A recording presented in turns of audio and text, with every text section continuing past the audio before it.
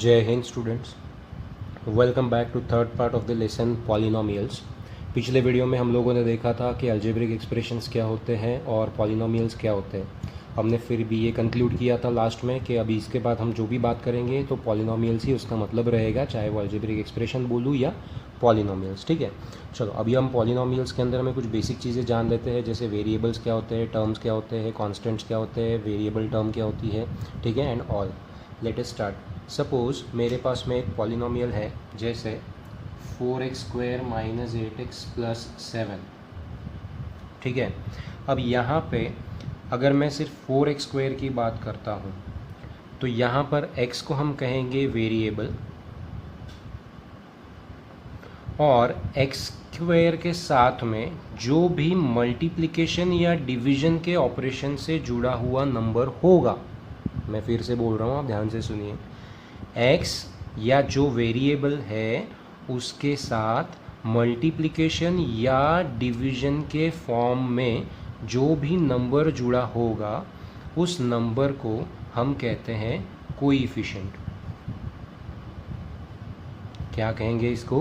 Coefficient. अब coefficient बोलते वक्त हम लोगों को उस नंबर के लेफ्ट हैंड की साइन को भी ध्यान में रखना होगा।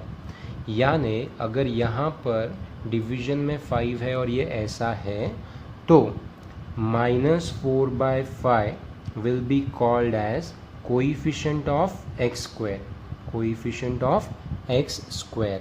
ठीक है, तो अब हमने यहाँ पे समझा कि वेरिएबल क्या होता है और कोएफिशिएंट क्या होता है। कोएफिशिएंट वो नंबर होता है जो वेरिएबल के साथ मल्टीप्लिकेशन या डिवीजन के फॉर्म में जुड़ा हुआ है और उसके साथ उसकी लेफ्ट हैंड की साइन, तो ये नंबर को हम लोग कहेंगे कोएफिशिएंट। वेरिएबल क्या होता है ये हमने पिछले वीडियो में भी देखा था डिटेल में, अब भी आपको समझा रहा हूँ। जो भी अल्फ़ाबेट यहाँ पे रहेगा उसको हम वेरिएबल कहते हैं। तो वेरिएबल से अटैच जो भी नंबर रहेगा मल्टीप्लिकेशन या डिवीजन के फॉर्म में, उसको हम कहते हैं कोएफिशिएंट। अब अगर मैं ये इसकी बात करूँ -8x की, तो इसके अंदर वेरिएबल क्या हुआ? x, और ये -8 क्या हुआ? कोएफिशिएंट। -8 क्या हुआ? कोएफिशिएंट। एक्चुअली इसको अगर और बेसिक्स के अंदर जाते हो तो आप इसको कहते हो न्यूमेरिकल कोएफिशिएंट। तो अब हम लोगों को उतना ज़्यादा डिटेल नहीं देखना है, ये आप 5th-6th स्टैंडर्ड में अच्छे से समझ चुके हो। हम लोग अभी सिर्फ देखेंगे कि कोएफिशिएंट क्या होता है। तो कोएफिशिएंट वो नंबर होता है जो वेरिएबल के साथ मल्टीप्लिकेशन या डिवीजन के ऑपरेशन से जुड़ा हुआ है, उसको हम कहते हैं कोएफिशिएंट। ठीक है, अब यहाँ पर ऐसा नंबर जिसके बाजू में, जिसके साइड में कोई भी वेरिएबल नहीं है, कोई भी वेरिएबल नहीं है, ऐसे नंबर को हम कहते हैं कांस्टेंट टर्म। सो क्या कहेंगे? कांस्टेंट टर्म या कांस्टेंट नंबर फिलहाल के केस में। अभी कांस्टेंट नंबर क्यों कहेंगे?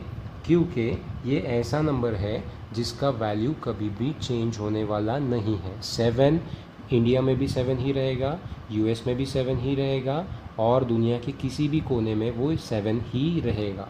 तो उसका वैल्यू कभी भी चेंज होता नहीं है, इसलिए इसको हम कहते हैं कांस्टेंट। ठीक है, तो अभी आपको समझ में आया वेरिएबल क्या होता है, कोएफिशिएंट क्या होता है और कांस्टेंट क्या होता है। ठीक है, कांस्टेंट एक ऐसा नंबर है जिसके बाजू में कोई भी वेरिएबल नहीं लगा हुआ है। तो ये तो हो गया हम लोगों का वेरिएबल और कोएफिशिएंट और कांस्टेंट के बारे में। अब हम बात करते हैं टर्म्स के बारे में। टर्म्स क्या होती है? तो जब भी हम किसी नंबर और वेरिएबल को लिखते हैं with the operations of multiplication and divisions, फिर से ध्यान से सुनिए, जब भी हम किसी नंबर और वेरिएबल को मल्टीप्लिकेशन या डिवीजन के ऑपरेशन से जोड़ते हैं तो वो एक ग्रुप फॉर्म करता है। ठीक है, अब जैसे आप यहाँ पे देख रहे हो -4/5 और x² को आपने मल्टीप्लिकेशन से जोड़ दिया। ठीक है, तो ये ग्रुप फॉर्म हो गया। लेकिन अब अगर आप 8x और इसको देख रहे हो तो यहाँ पे 8 और x के बीच में भी मल्टीप्लिकेशन का ऑपरेशन है, तो ये दूसरा ग्रुप हुआ।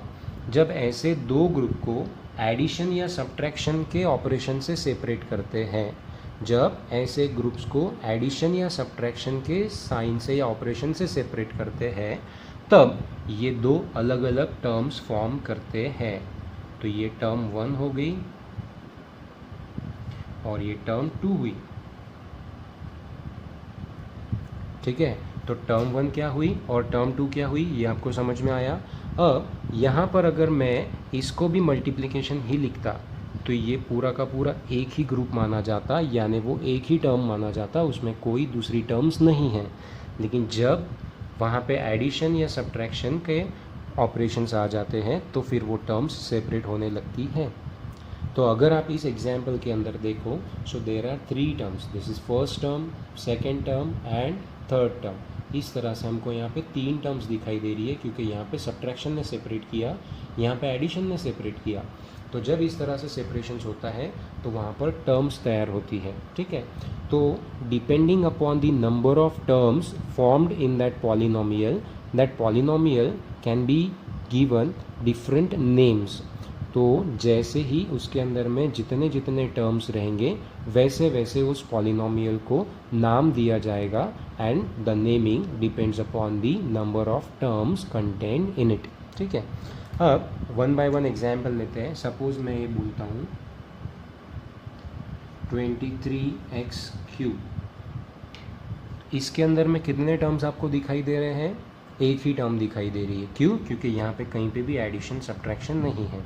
अगर आप यहाँ पे सब्ट्रैक्शन लिखते हो तो ये सब्ट्रैक्शन नहीं है, ये नेगेटिव साइन है, इसलिए अभी भी ये एक ही टर्म मानी जाएगी, क्योंकि ये नेगेटिव साइन है 23 का, उसके कोएफिशिएंट का, तो ये एक ही टर्म मानी जाएगी। हाँ, इसके बाद पहले अगर कुछ आप लिखते हो 4x² वगैरह तो फिर यहाँ पे टर्म सेपरेट हो रही है, अदरवाइज़ ये अभी सिंगल टर्म है। तो जिस पॉलिनोमियल के अंदर में एक ही टर्म होती है, सिंगल टर्म होती है, ऐसे पॉलिनोमियल को मोनोमियल ऐसे बुलाते हैं। तो इसको क्या कहा हम लोगों ने, मोनोमियल, ठीक है। मोनो मीन्स 1, तो मोनोमियल पॉलिनोमियल का ये नॉमियल यहाँ पे आ जाएगा, तो इट इज़ मोनोमियल, ठीक है। 1 टर्म जिसके अंदर में 2 टर्म्स है, जैसे 4x² माइनस 23x² अगर है तो now there are 2 terms, so such polynomials which contains 2 terms are called as binomials. Bi means 2, nomials is from polynomial, so it is binomial। उसके बाद जिसके अंदर में 3 टर्म्स होते हैं, जिसके अंदर में 3 टर्म्स होते हैं उनको ट्राइनोमियल्स कहते हैं, ठीक है।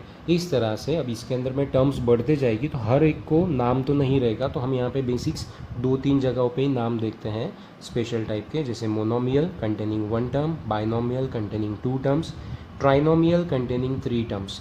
अब इसके ऊपर जितने भी अगर पॉलिनोमियल्स आ रहे हैं जिसमें 4, 5, 6 एंड सब्सिक्वेंटली टर्म्स बढ़ते जा रहे हैं तो उनको हम polynomial with 4 terms, polynomial with 5 terms ऐसा पढ़ेंगे, उनको स्पेशल नेम्स नहीं रहेंगे। फिर यहाँ पे तीनों को ही नाम देने की ज़रूरत क्यों थी, क्योंकि ये जो पॉलिनोमियल्स हैं इनको बहुत बार काम में आते हैं, इसलिए इनको हमने स्पेशल नेम्स दे दिए।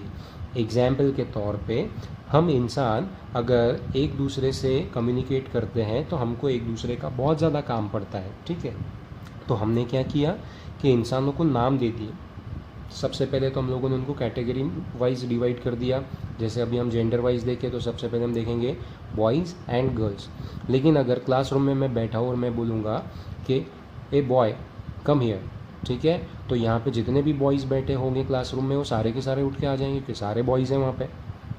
तो मुझे अगर किसी स्पेशल बॉय को बुलाना है तो मुझे उसका नाम लेना पड़ेगा। फॉर एग्जांपल विनोद, आप इधर आओ, तो विनोद एक स्पेशल नाम हुआ उस लड़के का जिसको मुझे बुलाना है, ओके। तो मैंने उसको नाम क्यों दे के रखा है या उसके पेरेंट्स ने नाम क्यों दे के रखा हुआ है, क्योंकि उसका काम बार बार किसी को भी पड़ सकता है जिन जिन के कांटेक्ट में वो आएगा। तो उसी तरह यहाँ पर ये हम लोगों को बहुत बार इनकाउंटर होते हैं लेसन के दौरान, इसलिए हम उनको मोनोमियल, बाइनोमियल, ट्राइनोमियल ऐसे हम लोग उनको नाम दे देते हैं। उससे ज़्यादा बड़े पॉलिनोमियल्स को हमको ज़्यादा काम नहीं पड़ता है या उनको नाम से बुलाने की ज़रूरत कम महसूस होती है, इसलिए हमने उन लोगों को नाम नहीं दिए, ठीक है।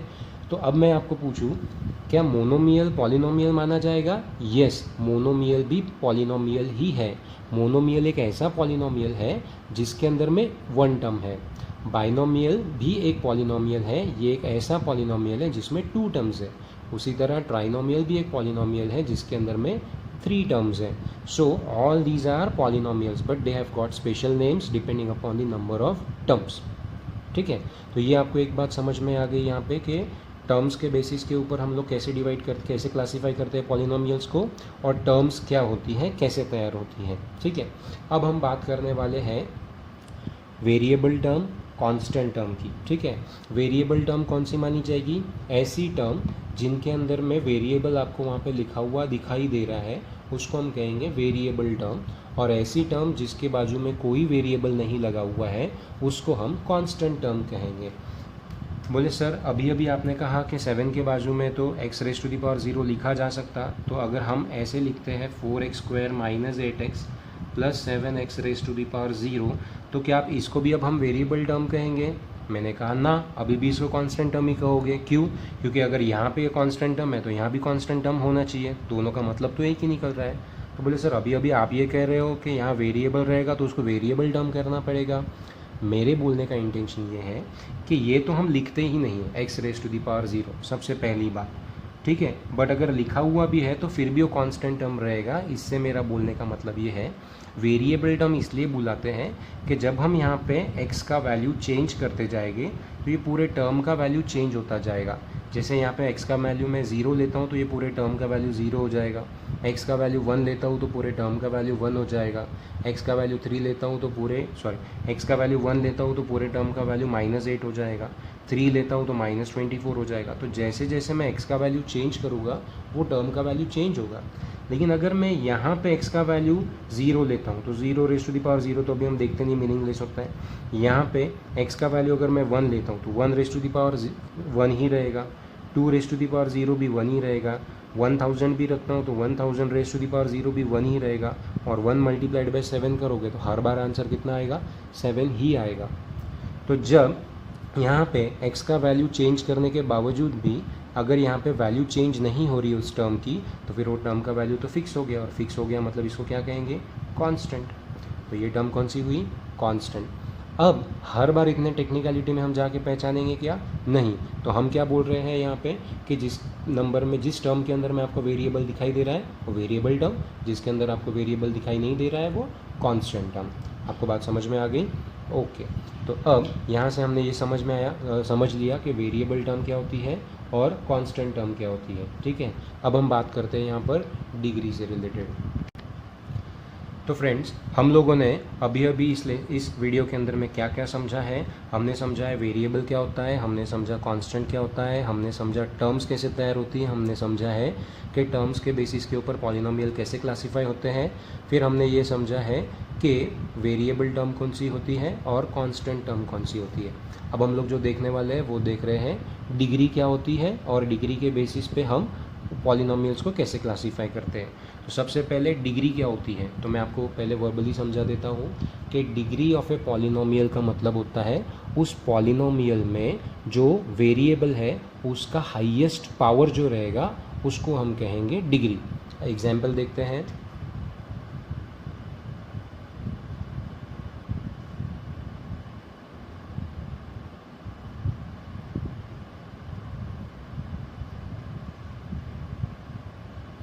अब ये पॉलिनोमियल हमारे सामने है, मैं पढ़ रहा हूँ 4y⁻7 + 7y⁵ -8y⁻3।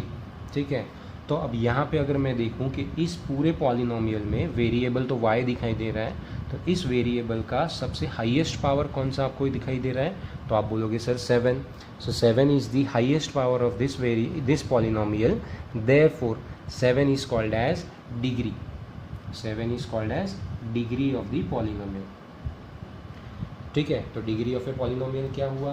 कोई ये नहीं बोलेगा कि सर पढ़ लिख के जो मिल जाती है उसको हम डिग्री कहते हैं। ठीक है, तो जोक्स अपार्ट, डिग्री तो वो होती ही है, लेकिन यहाँ पर हम पॉलिनोमियल्स के अंदर में डिग्री की जो बात कर रहे हैं वो ये है कि पॉलिनोमियल में जो वेरिएबल है तो उन वेरिएबल्स में सबसे हाईएस्ट पावर वाला जो वेरिएबल रहेगा उसको हम डिग्री कह के बुलाएंगे। तो इस पॉलिनोमियल की डिग्री कितनी होती है? 7। मैं बार बार कह रहा हूँ कि highest power of the variable, not the coefficient. मुझे कोएफिशिएंट से कोई लेना देना नहीं है। अगर मैं बोलूँ कि यहाँ पर अगर 4 का पावर 91 होता तो क्या आप इसकी डिग्री 91 बोलते? बिल्कुल भी नहीं, उसका डिग्री अभी भी 7 ही होता। क्यों? क्योंकि हम जो पावर देख रहे हैं वो किसका देख रहे हैं? वेरिएबल का। ओके, आगे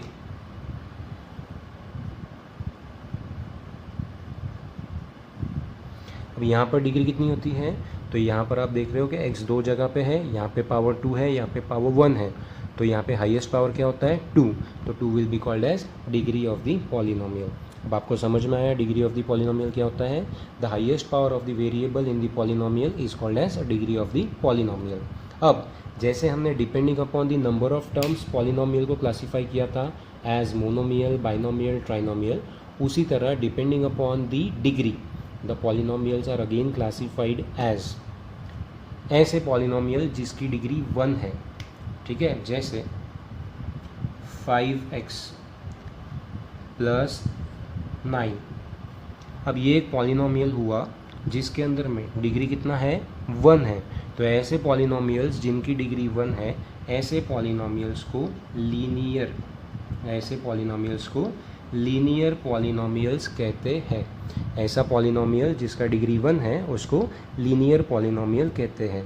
अब इसके अंदर में टर्म्स तो 2 है तो इसको आप बाइनोमियल कहोगे depending upon the number of terms, but depending upon the degree this is considered as linear polynomial, ठीक है। अब अगर मैं 6x लिखूँ तो ये क्या हो गया, ये भी लीनियर पॉलिनोमियल हुआ। क्यों? क्योंकि इसकी डिग्री कितनी है 1। अब ये मोनोमियल है, ठीक है, इसमें नंबर ऑफ टर्म्स कितने हैं उससे अलग क्लासीफाई होगा, यहाँ पे डिग्री कितनी है उससे अलग क्लासीफाई होगा, दोनों का एक दूसरे से कोई लेना देना नहीं है, ठीक है। तो ये हो गया लीनियर पॉलिनोमियल।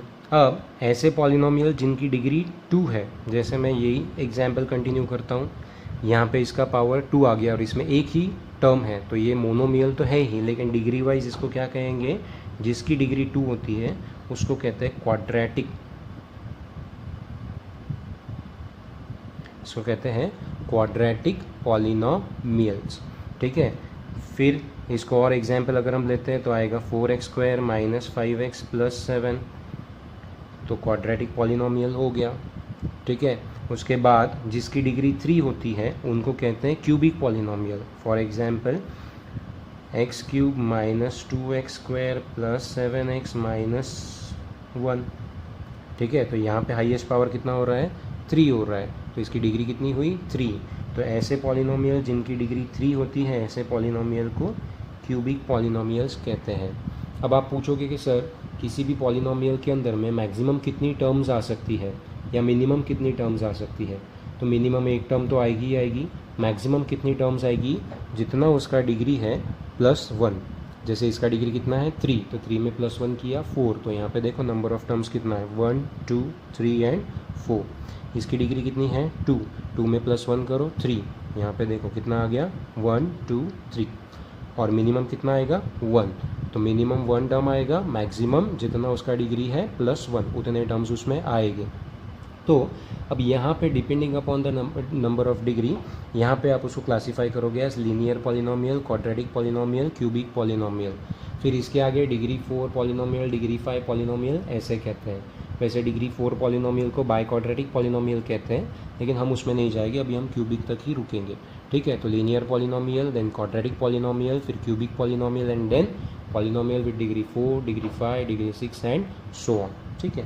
अब इसके बेसिस पे हम लोग किसी भी पॉलिनोमियल का एक जनरल फॉर्मूला या जनरल फॉर्म जिसको आप कहते हैं वो हम यहाँ पे डिज़ाइन कर सकते हैं।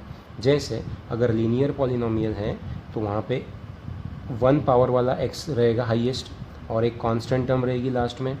तो यहाँ पे कोएफिशिएंट तो कुछ भी हो सकते हैं, कांस्टेंट नंबर कुछ भी हो सकता है, तो कुछ भी हो सकता है, तो फिलहाल के लिए हम उसको जनरल फॉर्म में ABCD से डिनोट कर देंगे। तो यहाँ पे हम लिखेंगे AX plus B।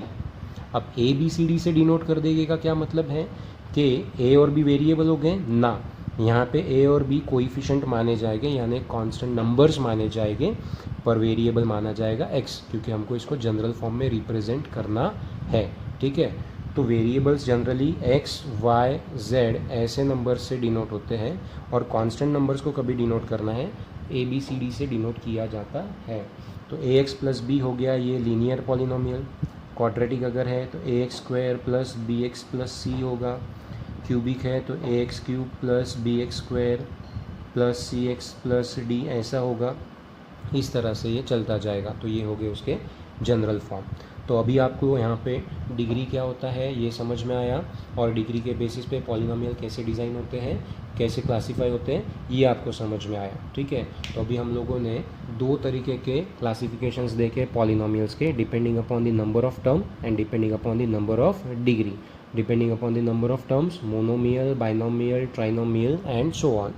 Depending upon the degree linear polynomial, quadratic polynomial, cubic polynomial and so on. समझ में आया? ये सारा हो गया पॉलिनोमियल से रिलेटेड कुछ चीज़ें। अभी 1-2 चीज़ें और बाकी है, ठीक है, लेकिन वीडियो ज़्यादा बड़ा हो रहा है तो मैं क्या करूँगा कि इस बाकी के कंटेंट को अगले वीडियो में ऐड करूँगा। वैसे वो छोटा ही वीडियो होगा, अभी इतना बड़ा नहीं होगा। आई होप कि यहाँ पे आप लोगों को जितनी चीज़ें मैंने बताई ये समझ में आई होगी। ठीक है, तो इसको फिर से एक बार अपने दिमाग में अच्छे से डाल लीजिए। सारी चीज़ें बेसिक सी थी। अगले वीडियो या मोस्ट प्रोबेबली उसके अगले वीडियो के से हम लोग जो आगे का पॉलिनोमियल है 9th स्टैंडर्ड का, उसको डिस्कस करेंगे। ठीक है, तब तक के लिए अपना ख्याल रखिए। जय हिंद।